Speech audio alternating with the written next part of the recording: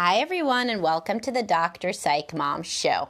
Today I'm going to talk about what I am terming sexual codependence, which unlike other forms of codependence, which I'll explain, is good and in fact I believe is the ideal within an intimate relationship as an adult.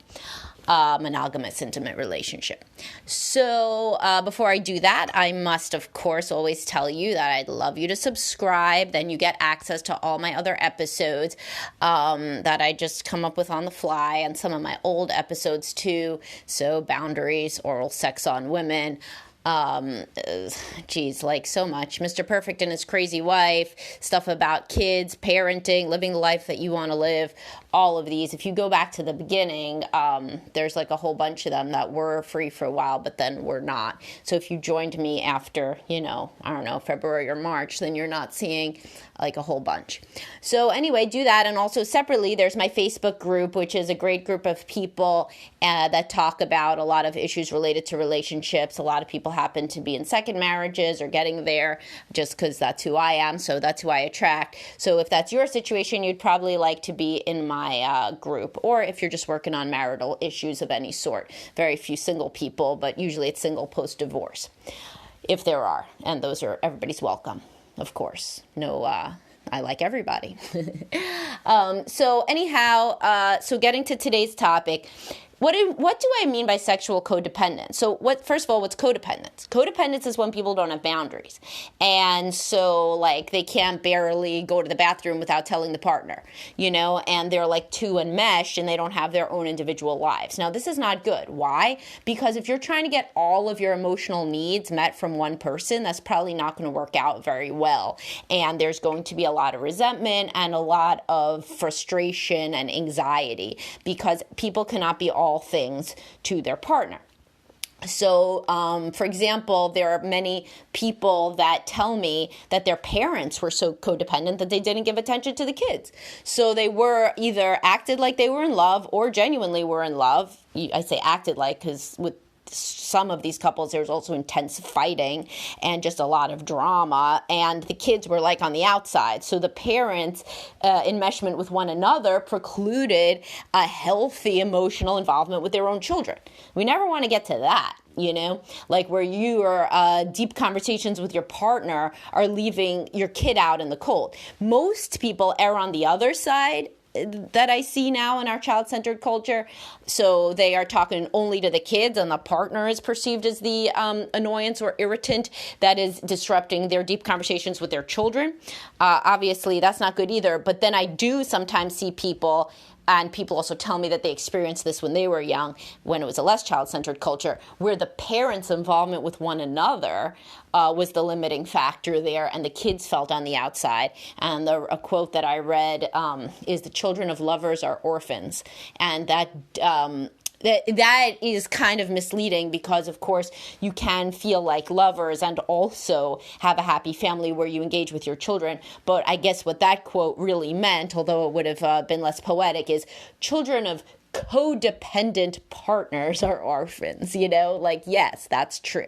And this could mean people that are very jealous of one another, controlling of one another, frequently fighting, or just like unable to be apart from one another because they have emerged so completely. So that's not good, right? However, and the reason that that's not good, besides what I'm saying, another reason is because let's say you give 100% of your emotional involvement to your spouse. Who's not getting it? Your kids, friends, your job, a lot of real healthy areas of your life are not getting any focus. Now, however, let's contrast that with sexual monogamy. Within monogamy, you're not supposed to have any other partners. So if you're polyamorous, then you could just stop listening to this, but you probably won't because I'm just so fascinating. Just kidding, because it's probably too much effort to literally stop this and find another podcast. But anyhow, if you're monogamous, you are sexually only supposed to be with one person. So that means that if you've decided that you are going to take some of that energy away, that's not a good thing. Your partner can only get their sexual needs met from you, unlike their emotional needs. Their emotional needs they can get from friends, family, your children, work, whatever. But sexually, your partner and you have decided that you can only be with one another. Okay, that's nice. Many people make this decision. If you do that, though, then you have to understand that you are the sole entirety of that person's sex life. So it is really incumbent upon both partners in an ideal situation to understand that that means, in my mind, a healthy way to view that is, because I am the only game in town, I want to be a good game here. Like I want, if I want my partner to be monogamous, then don't I want to meet all of their needs? Isn't that only fair? I believe it is only fair. If you are going to be monogamous, you are deciding that your sex life is your sex life alone, and there are no other people that are going to help you, self-actualize in that domain. So what is, and physically as well, by the way. So massage is something that most people only get from their partner. Now, you could pay for a massage, but unless you got like infinity time and money, you're not going to be going to Massage Envy every day. And if you do, you got a problem. Like, you're probably not going to Massage Envy for a massage. If you're going every day, you're like addicted to one of the massagers. But like, nobody does that, so people will go maybe once a week at max or something. But like, if you want to be touched, hugged, kissed in a real way, not like how you kiss your kids, caressed, if you want to take a shower with somebody, if you want to do anything physical, this got to be with your partner. So what is that definitionally? Codependence, right? So obviously I'm using this term to be entertaining on some level. Like, you don't want somebody who is like so sexually codependent with you that they're like, I need to hear every single sexual thought that you have during the day. Like, I need to have full access to your mind somehow to download it in some kind of Black Mirror way. No, a person can obviously have their own thoughts. And I speak about this in a podcast about, is it bad to sexually fantasize about somebody else? No, you're a human. Like, you're going to sexually fantasize about anybody that you want, because you're allowed to have your own brain, and this is totally normal and can in fact be an escape valve so that you don't actually cheat. Like, and how could you even control it anyway? Like, if you were having sex with your husband and you're thinking about, I haven't mentioned him in a while, but the UPS guy was my previous example, which is ironic because I don't even know who my UPS guy is. But like, let's say you are thinking about him, but then you're like, oh shit, don't think about him. Like, what kind of sex are you going to be having? Shitty, constrained, constricted sex because you're trying not to think of a white elephant. That saying, don't think of a white elephant. So, of course, what are you thinking about? A white elephant. So your brain can go anywhere you want. That part's totally independent. But in terms of what you actually do physically and sexually, I believe that it is only right to try to be your partner's fantasy, whether that is physical or sexual or both. So physical, what I mean is like how I repeatedly say that if men massage their wives more, they're going to get laid more. A lot of guys tell me this doesn't work. When you get their wife and couples counseling, you say, what kind of massage is he giving you? Well, let me tell you something. It is no massage of any sort of caliber that would lead to her being extremely excited. I'll tell you that much. She's like, oh, you mean that thing that you do for 30 seconds to 3 minutes and then sigh and ask why we're not having sex? Yeah, not that. So if you want your partner to be really deeply in love with you and to need you sexually, which they do within monogamy, they need you sexually, because if it's not you, it's only their own hand. And that, as I've said many times, is not positive for a monogamous relationship for partners to escape into a solo world of masturbation. If you have an amazing sex life and just so much extra libido that you also are masturbating during the day, have fun, but if your sex life is anything less than great, as I write in the title of an article, if your sex life is anything less than great, masturbation isn't helping anything, because you are taking sexual desire that you don't even have enough of, really, and then you're using it for yourself, which is pretty fucking selfish, right? Like, I believe that's selfish. If you didn't have enough food for your family, would you like sit in a closet and gorge on it and then just say there's none left? No. And so then a lot of men are like, oh, but I do have enough left over. I could jerk off in the morning and have sex with her at night. Yeah, listen, like, men think a lot of things that are a little bit not exactly true. So while you may function fine, you may still be at the age where you can get a hard on at night. Also, your motivation level to woo and pursue your wife is going to be less than if you didn't jerk off in the morning, because things are finite, they're just not infinite, no matter how much anybody has fantasies about being immortal and all things. Nobody is all things. So this is why I say, like, if the man stops. Also, by the way, women hate usually to think of their husbands jerking off to porn. They just don't like it, because why would they like it?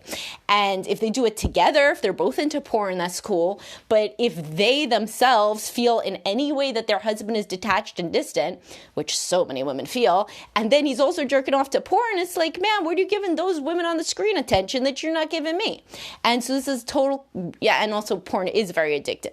So there's a way to utilize porn and masturbation that is as a supplement to an already awesome sex life in which nothing is done really in secret and it's a shared joy, but so few people are doing it like that.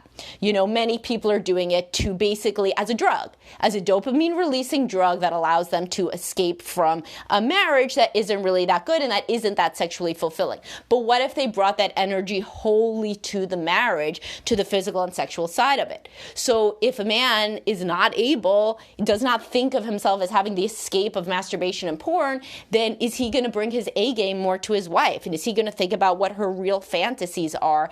And if she really is relaxed by his 30-second massage, and if she would in fact want him to look into her eyes and tell her that he loves her during sex, or if he wants her to, share more of her fantasies, maybe he could share some more of his that aren't just we do it in a different position or something that isn't going to resonate with her. Maybe dig deeper to find something that would be more intriguing.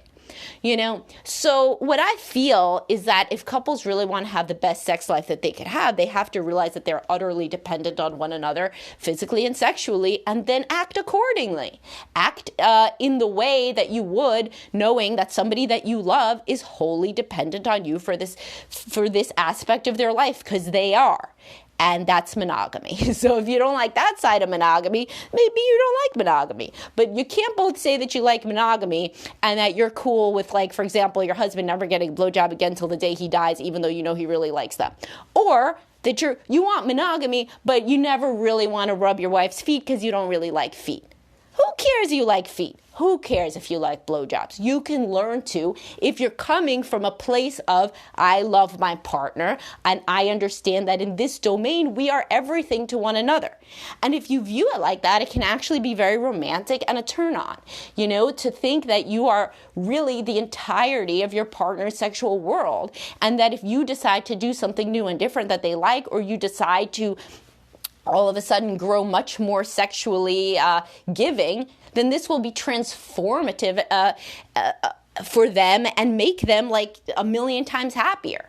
So even women that have low sex drive, if the man, for example, decided I'm continuing to use the massage one, but for some women it's like a back scratch or a scalp scratch or a caressing of some sort, or foreplay, literally just foreplay. Talk to so many couples who don't do any foreplay, and the woman is like, we don't do any foreplay, and he's like, yeah, we do, I go down on you. These people did not listen to my Oral Sex on Women podcast. Oral sex on a woman is not foreplay. Touching genitals is not foreplay. That's sex. That's sex. So by foreplay, we mean breast touching, arms, legs, kissing, all of these sorts of things, massage ubiquitously, etc. So anyway, the point of this podcast is you got to really own that if you are monogamous, sexual codependence is necessary. You deeply need one another for physical and sexual love as manifested by all of these various things. You aren't getting it anywhere else, and nor should you if you are committed to being faithful to one another. And so what this means is that ask your partner what needs they have that aren't getting met and meet them with a full and loving and generous heart.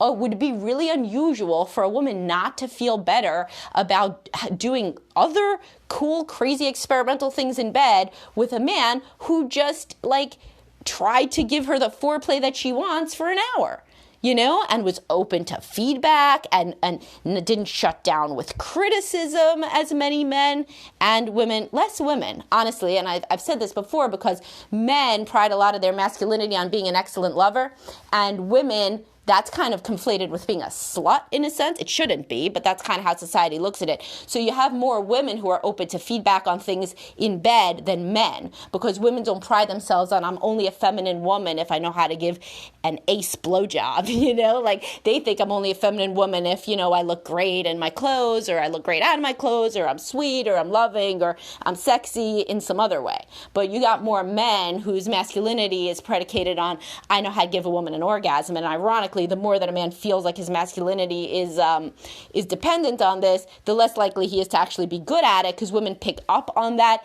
He can receive no feedback in this domain and therefore don't give him any. So then he continues to do the same perhaps useless stuff in bed always, which is not a good scene for any partner that he's with.